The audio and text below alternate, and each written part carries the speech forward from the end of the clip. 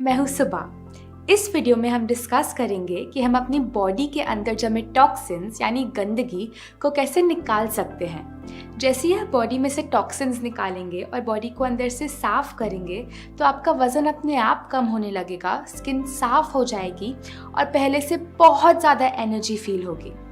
सबसे पहले तो ये जानना ज़रूरी है कि जब आप कुछ खाते हैं तो उसका बॉडी में जाके होता क्या है।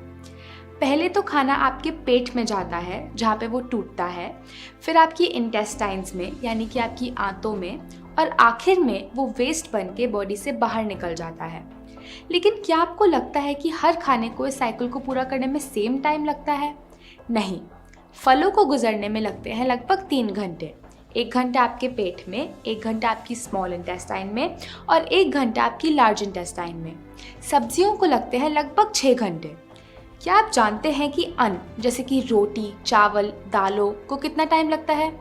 लगभग 18 घंटे। अब ये एक एस्टिमेट है आपको एक आइडिया देने के लिए, लेकिन समझना ये है कि जिस खाने में पानी जितना कम होता है उसको बॉडी से निकलने में उतना ही ज़्यादा समय लगता है। अब अन्न को डाइजेस्ट होने में लगते हैं लगभग 18 घंटे, लेकिन हम में से ज़्यादातर लोग तो दिन में 3-3, 4-4 बार अन्न खा रहे हैं। मतलब पहले वाला पचा नहीं, हमने ऊपर से और डाल दिया और फिर नेचुरली पहले वाला खाना बॉडी से वेस्ट के रूप में बाहर नहीं निकलता, अंदर ही अंदर वो सड़ता है, वायरस, फंगस और कीड़े पैदा करता है। आपने शायद लोगों के पेट में कीड़े मिलने वाली स्टोरीज सुनी हो। अब ऐसा तो नहीं कि उन लोगों ने कीड़े खाए, तो वो कीड़े वहाँ तक कैसे पहुँचे? एक्चुअली वो अंदर सड़ रहे ना पचे हुए खाने से पैदा होते हैं। आपने सुना होगा you are what you eat. ठीक है, पर सच्चाई तो ये है you are what you ate. जो बर्गर हमने 1 साल पहले खाया था, क्या पता वो अभी भी अंदर पड़ा सड़ रहा हो। चीज़ें जैसे ब्रेड, चीज़, नमकीन, स्नैक्स, बिस्किट, चाय, कॉफ़ी या फिर वो हर चीज़ जो हमें मदर नेचर से, माँ प्रकृति से सीधा सीधा नहीं मिलती, उसे पचाना और बाहर निकालना बॉडी के लिए बहुत मुश्किल होता है।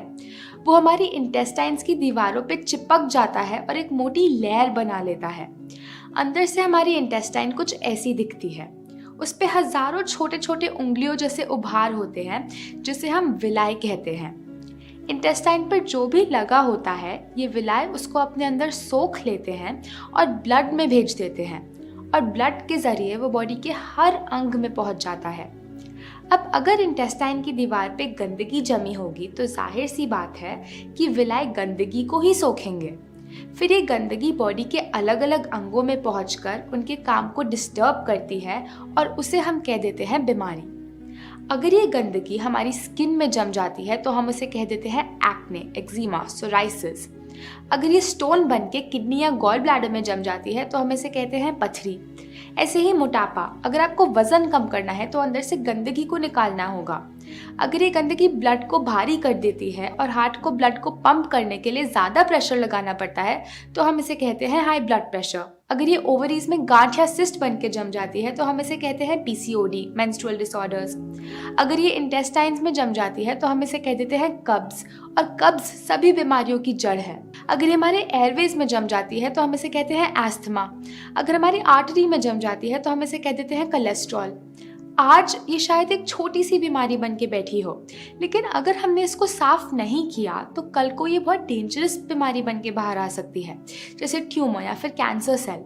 तो जब आप इस गंदगी को बाहर निकालेंगे तो सारी बीमारियां अपने आप ठीक हो जाएंगी, क्योंकि जो बॉडी अंदर से साफ है उसमें कोई बीमारी हो ही नहीं सकती। हमारी ये ह्यूमन बॉडी माँ प्रकृति की एक बहुत कीमती गिफ्ट है। थोड़े दिनों बाद हम इसे माँ प्रकृति को वापस लौटा देंगे। जब तक के लिए हमारे पास है, हमारी ड्यूटी है कि हम इसे साफ रखें, बहुत सारी हेल्थ और एनर्जी के साथ, जैसा उन्होंने इसे हमारे लिए बनाया है। मान लीजिए एक गाड़ी है जो पेट्रोल के लिए बनी है।